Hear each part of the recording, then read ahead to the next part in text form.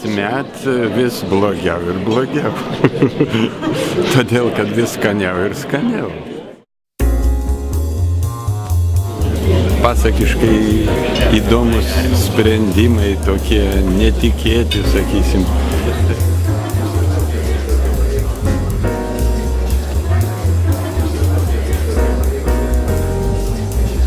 It's hard, and it's always hard to match food with a certain drink. You can always change the food, but you can't change the liquid which is in the bottle. So you have to consider this. Desertams apskritai Lietuvoje nėra skiriama ypatingai daug vietos. Yra sena kaimiška tradicija rožyčių, baravikučių ir kaštonų. Tai yra ko gero vienintelis renginys, kur desertas yra vertinamas kaip rimtas dalykas. Aš tikiuosi daugiau profesionalumo. Po renginio pateikėme rekomendacijas dalyviams ir man labai įdomu, ar jie atsižvelgė į praeitų metų pastabas, pavyzdžiui, kaip reikia pristatyti desertą žiūri. What is terroir?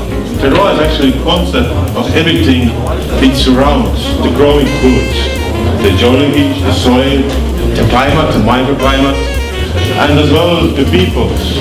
Taigi, ką mes turim? Mes turim obuolių uogienę, tada eina vanytinis sviestinis sausainiukas, foie.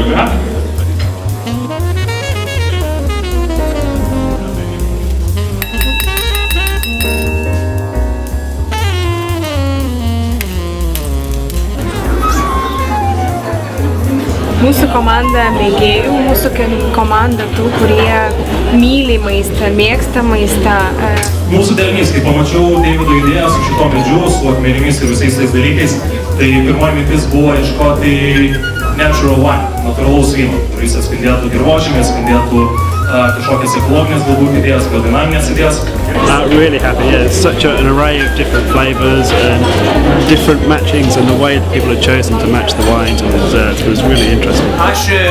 Aš paimu iššūkį ir padarau taip, kad jisai prisilidytų prie jį. Ta dūmų nebuvo vien šou, bet buvo skonį. O kaip jaučiamės fantastiškai. Bet mes žinom, kad tai bus graikių miltai nuo seno. Mes kaip ekspromptų sugalvojome, jeigu sąžiningai, o ką padiktavo desertą mūsų nuostabi kulinarė. Tai yra 5. mūsų čempionatas ir mes džiaugiamės, kad jisai kiekvienais metais auga, vis auga ir auga. Po pernai metų, kai šitiek buvo labai puikių desertų ir labai inovatyvių, jau visą laiką atrodo kaip žiuri komisijai, kad kas bus šiais metais, ar vis dėlto komandos nepradės kartotis. Bet mes turėjom naujo kraujo iš Estijos su fantastišku desertu, kuris šiaip vos nelaimėjo ir aišku nuostabų Vaspaliausko ir jo mokinių ir komandos šou su desertais. Atrodytų klasikiniais, bet nuostabaus išpildymo. Kad vynas sudėjo su desertu, bent jau man, nes, kaip jau minėjau pristatymę, labai sukelia daug sentimentų, daug visokių prisiminimų iš vaikystės, tiesiogiškumas, burokėliai. Aš manau, kad padarėm viską, ką galėjom ir su ta idėja, kurią atėjom, mes ją atidavėm jums. I just really liked the different flavor combinations and the way that it worked with the wine. It was just it was a good match, it was a solid match, and it was something that I'd be happy to eat in a restaurant. Iš tiesą pasakius, daug komandų buvo labai arti pergalės ir gaila, kad tik 3 prizinės vietos, todėl skiriame keletą specialių nominacijų. Ir dėl lietuviškiausio deserto vyko gera kova, mes tikrai turim lietuviškų desertų, labai inovatyvių.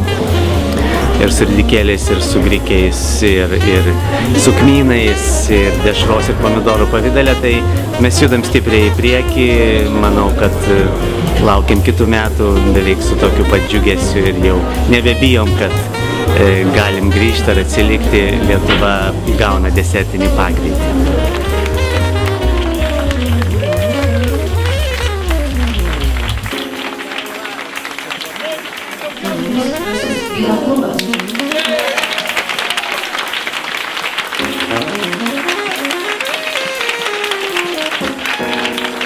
Team Estonia.